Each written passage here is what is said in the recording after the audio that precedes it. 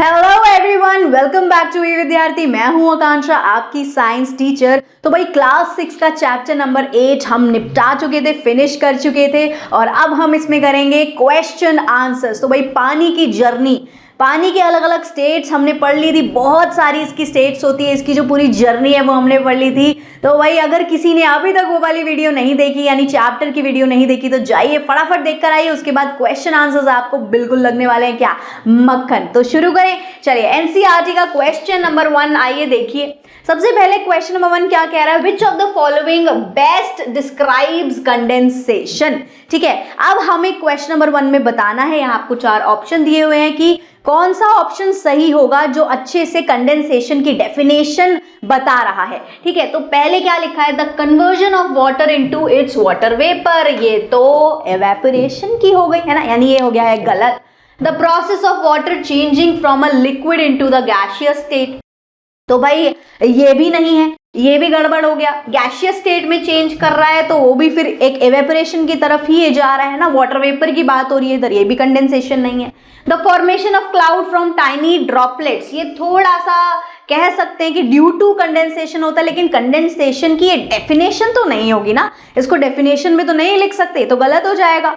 तो भाई अगला देखते हैं, the conversion of water vapour into its liquid state. ये जो है बात बनी एकदम सही, करेक्ट एक्यूरेट डेफिनेशन हो गई है नंबर 4। ऑप्शन नंबर 4 को बिल्कुल आंख बंद करके टिक लगा दीजिए कि मैडम ने बोला है ऑप्शन नंबर 4 करेक्ट आंसर है। यही डेफिनेशन है आपकी कंडेंसेशन की। ठीक है, कंडेंसेशन क्या होता है भाई, जैसे ये ठंडा ग्लास रखा हुआ है पानी का, अगर ठंडा ठंडा ग्लास हम रखते हैं उसके बाहर वो वाटर ड्रॉपलेट कैसे आती है, एवेपोरेशन होता है, फिर क्या होता है, कूल्स डाउन हो जाता है इस सरफेस में। जब वो वाटर वेपर इधर टकराता है इस ग्लास से तो क्या होता है, वाटर ड्रॉपलेट्स में कन्वर्ट हो जाता है वो भाप, इसी को कंडेंसेशन कहते हैं। ठीक है, वाटर ड्रॉपलेट्स में कैसे कन्वर्ट हो जा रहा है, कूल डाउन हो जा रहा है वो वेपर, है ना। तो वो वाटर ड्रॉपलेट में यानी लिक्विड स्टेट में, यानी गैसियस से लिक्विड स्टेट में जब कन्वर्ट हो रहा है, इसी को कंडेंसेशन का प्रोसेस कहते हैं।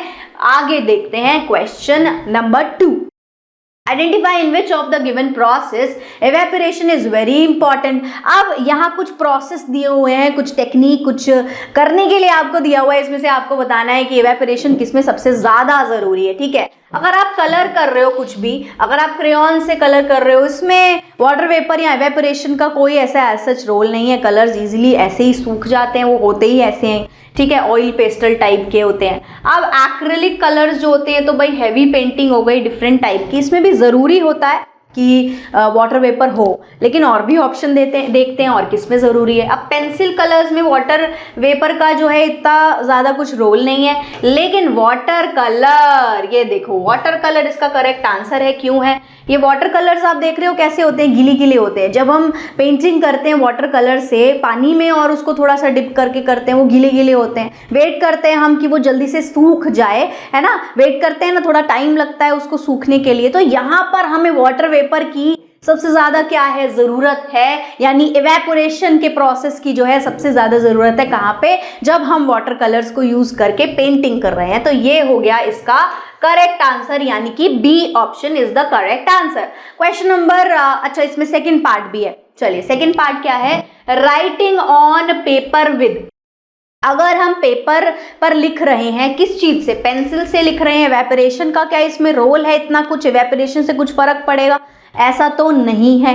ठीक है, इंक पेन और बॉल पॉइंट पेन। अब इंक पेन कैसा होता है, ये देखो इस तरीके का होता है, या फिर मान लो ये देखो इंक पेन ऐसा होता है। ठीक है, ये पिक्चर दिख रही है आपको।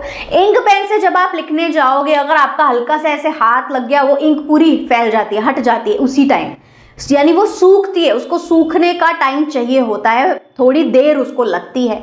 तो यानी इस प्रोसेस में इवेपोरेशन का इन्वॉल्वमेंट बहुत ज़्यादा क्या है, ज़रूरी है। इंक पेन से जब हम लिख रहे हैं, बी वाला ऑप्शन करेक्ट आंसर हो गया। तो इवेपोरेशन का प्रोसेस अगर फास्ट होएगा तो इंक पेन जो है जल्दी से इसकी इंक सूख जाएगी पेपर पे, ठीक है।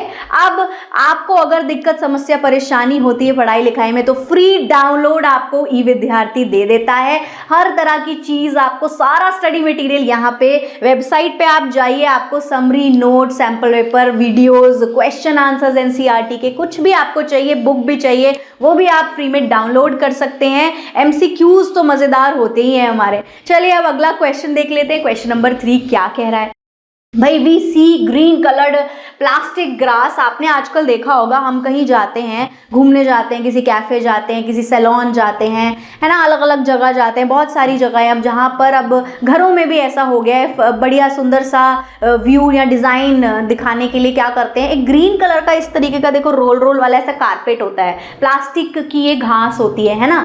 अब ये, और दूसरी तरफ असली घास हो गई, असली वाली जो पार्क में होती है, गार्डन में होती है। अगर आप इसके ऊपर पैर रखोगे तो आपको क्या ठंडा ठंडा कुछ महसूस होगा, कूलिंग इफेक्ट आएगा? नहीं, ऐसा कुछ नहीं होता। जबकि जो ग्रीन रियल वाली घास होती है, अगर हम उस पर पैर रखते हैं तो हमें कूलिंग इफेक्ट फील होता है, ठंडा ठंडा महसूस होता है, अच्छा लगता है बहुत ज़्यादा।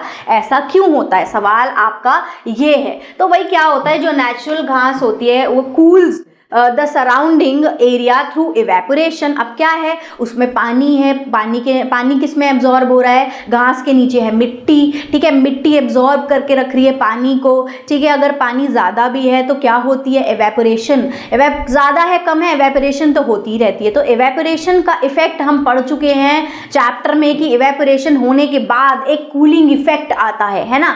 तो यही इसमें कारण है कि नेचुरल ग्रास जो होती है cool down the surrounding area through evaporation, आसपास के एरिया को कूल डाउन कर देती है। नेचुरल वाली ग्रीन ग्रीन हरी असली ओरिजिनल वाली जो घास होती है, क्योंकि उसमें इवेपोरेशन होता है जिससे ठंडा ठंडा महसूस होता है, जबकि क्योंकि वो एब्जॉर्ब कर लेती है हीट को। जबकि जो प्लास्टिक वाली ग्रास होती है उसके अंदर तो ये प्रोसेस होता ही नहीं है, तो उसमें ठंडा फील कैसे होगा, है ना।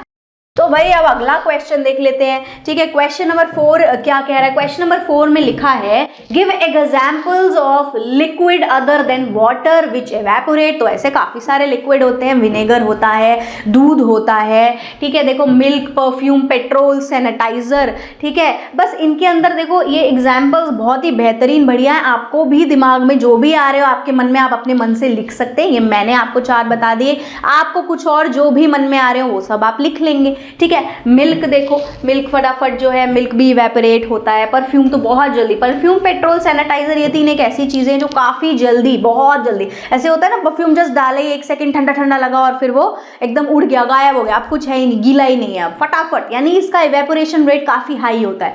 ऐसे ही पेट्रोल का भी इवेपोरेशन रेट बहुत हाई होता है और सैनिटाइजर का इवेपोरेशन रेट भी बहुत ज्यादा फास्ट होता है।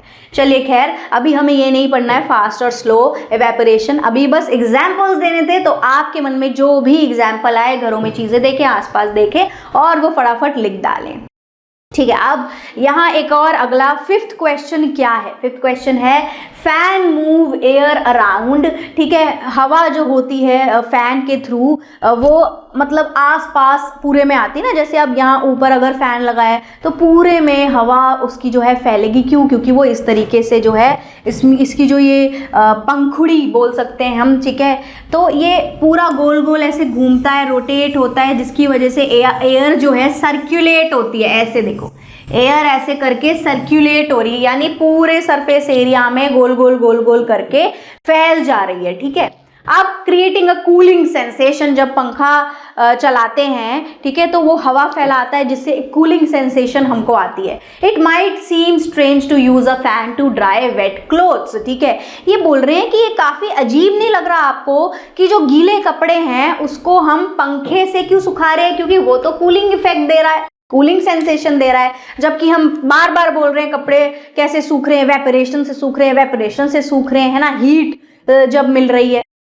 तो ये बोल रहे हैं कि फिर ये क्यों बोल रहे हो आपकी पंखे से जो है कपड़े सुखाना, ये काफी स्ट्रेंज है सुनने में। Since fan usually make things cooler not warmer, तो ये तो वार्म नहीं करता है, वार्मर नहीं कर रहा है ना, चीजों को गर्म नहीं कर रहा है, तो कूलिंग इफेक्ट दे रहा है पंखा, ठीक है। Normally when water evaporate it require heat, और जब हम नॉर्मल प्रोसेस में ये देखते हैं कि जब भी वाटर इवेपोरेट होता है तो उसको एक हीट की रिक्वायरमेंट होती है ना, हीट की वजह से, गर्माई की वजह से ही पानी इवेपोरेट होता है ना। नॉट कोल्ड एयर, मतलब हीट चाहिए होती है उसको, कोल्ड एयर उसको नहीं चाहिए होती। What do you think about this? तो आपको क्या लगता है अब इस चीज़ के बारे में कि अगर ऐसे पंखा लगा दिया जाता है या ऐसा पंखा जो है इसके नीचे कपड़े डालो या इसके सामने कपड़े डालो तो भैया वो कैसे सूख जा रहे हैं? इसका जवाब आखिर है क्या?